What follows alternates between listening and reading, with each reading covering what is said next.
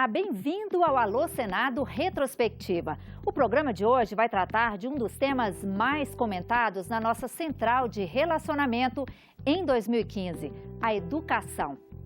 A valorização do ensino básico, a educação em tempo integral, a qualidade das universidades brasileiras, as ações do governo para pôr em prática o conceito de pátria educadora e o programa Ciência Sem Fronteiras.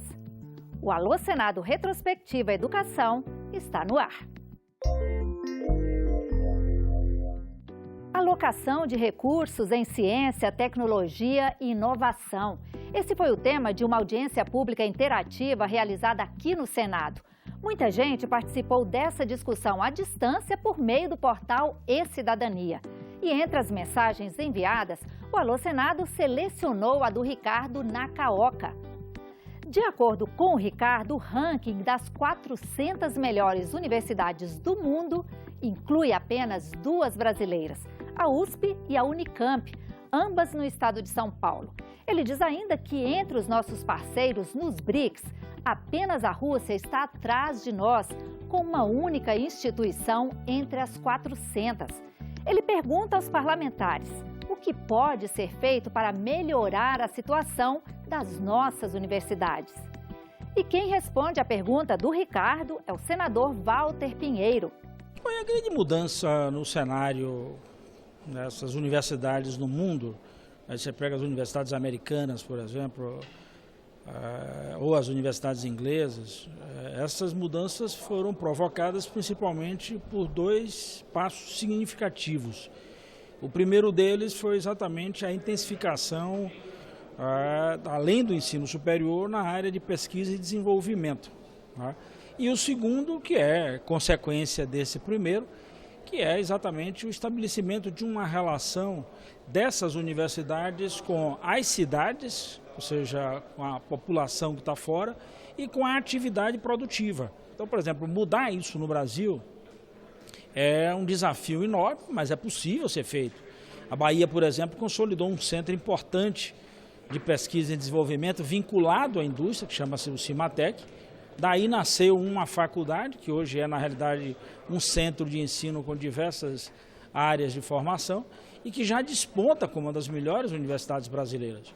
O que fez com que, por exemplo, uma Unicamp conseguisse entrar no cenário mundial foi uma política até acertada ali no final dos anos 70, meado dos anos 80, uma vinculação da Unicamp com todo o cinturão industrial. É necessário, inclusive, que a universidade adentre as cidades e é necessário que as universidades saiam das quatro paredes e efetivamente ponham em prática, aplicando a ciência para a gente criar desenvolvimento. Eu acredito que só assim a gente vai poder chegar nesse cenário que hoje se encontram aí universidades americanas, universidades inglesas, universidades francesas. É preciso ter universidades capilarizadas, mas é preciso ter boas universidades.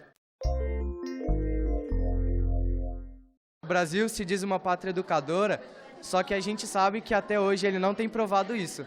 Então eu queria saber se tem alguma previsão para que um dia isso possa acontecer e que a gente possa garantir nosso futuro como estudante. Pedro, muita coisa está sendo feita. A primeira delas é a ampliação dos Institutos Federais de Educação.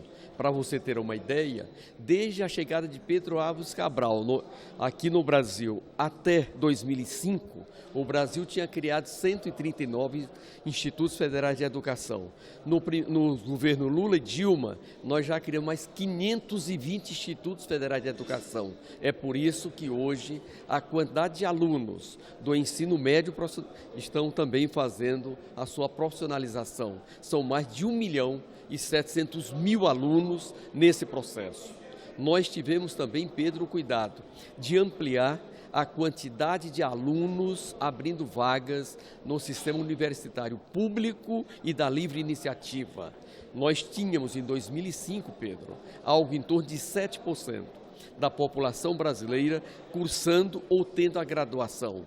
Hoje, em 2015, nós estamos com 17,1% de pessoas com graduação ou cursando o nível superior e queremos, ao término do PNE, do Plano Nacional de Educação até os anos de 2030 ter no mínimo 40% da nossa população entre 18 e 29 anos de idade cursando ou tendo graduação.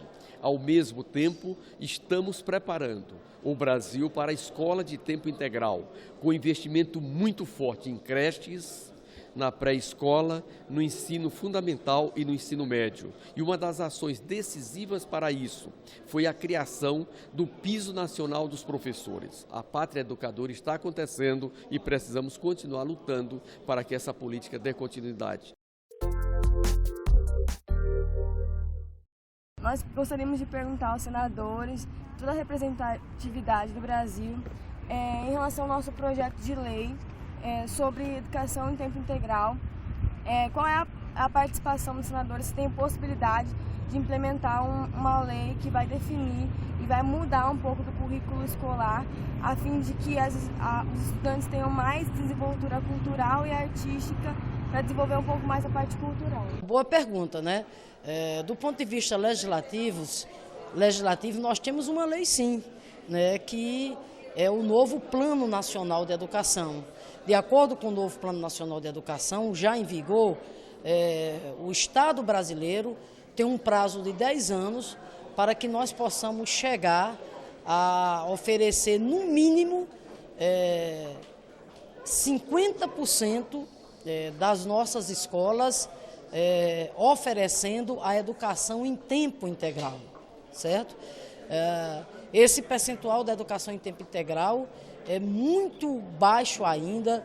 No governo da presidenta Dilma, nós conseguimos chegar a 20%, mas, repito, é um percentual ainda muito pequeno.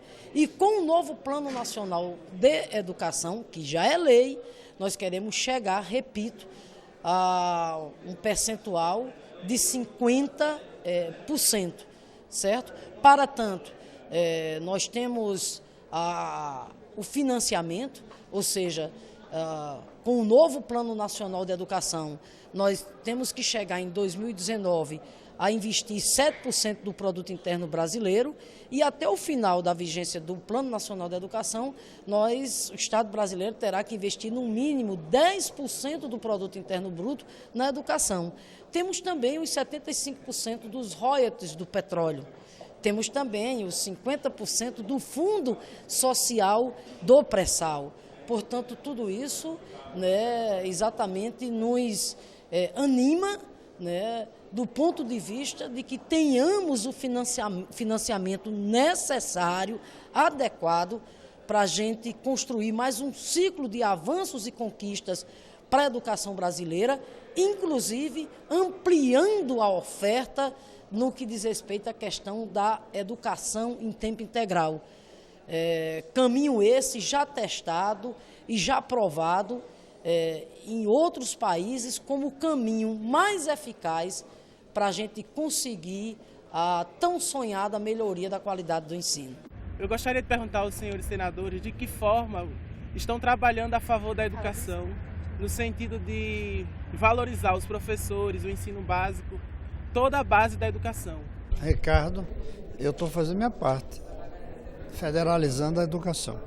Não vejo outra maneira de termos professores valorizados se o salário deles sai do prefeito. As prefeituras são pobres e, além disso, são desiguais. Tem uma ou outra rica, mas a imensa maioria é pobre. Nós temos não apenas que pagar bem a professor, nós temos que pagar igual ao professor, independente da cidade onde ele dá aula. Só a federalização vai ser capaz de fazer, Ricardo, com que o nosso professor tenha a remuneração necessária para que atraiamos os melhores quadros da sociedade para o exercício do magistério. Uma audiência pública da Comissão de Ciência e Tecnologia, realizada em setembro de 2015, debateu a formação de profissionais, com destaque para o programa Ciência Sem Fronteiras. E pelo portal E-Cidadania, o Paulo Bonfim mandou a sua opinião. Ele acha que os estudantes beneficiados por esse programa deveriam fazer algum tipo de trabalho obrigatório em favor do Brasil. Afinal, do que adianta viajar às custas do governo se não for para ajudar na construção de um país melhor? Quem comenta a mensagem do Paulo é o senador Omar Aziz.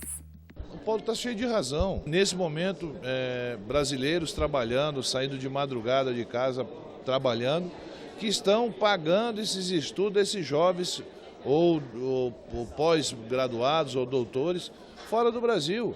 Então essas pessoas têm que retornar e passar o conhecimento que eles estão adquirindo através do financiamento que o povo brasileiro está dando a eles para milhões de outros jovens brasileiros. É isso que nós queremos. Então, quando o Paulo faz a pergunta, ele não só pergunta, mas como ele também coloca uma coisa que eu sou amplamente favorável e que vai constar no meu relatório, que é como pagar essa dívida com o povo brasileiro. E a gente chega ao fim de mais um Alô Senado Retrospectiva. Fique ligado no programa da semana que vem, que vai falar sobre infraestrutura e desenvolvimento. A gente se vê no próximo Alô Senado. Até lá!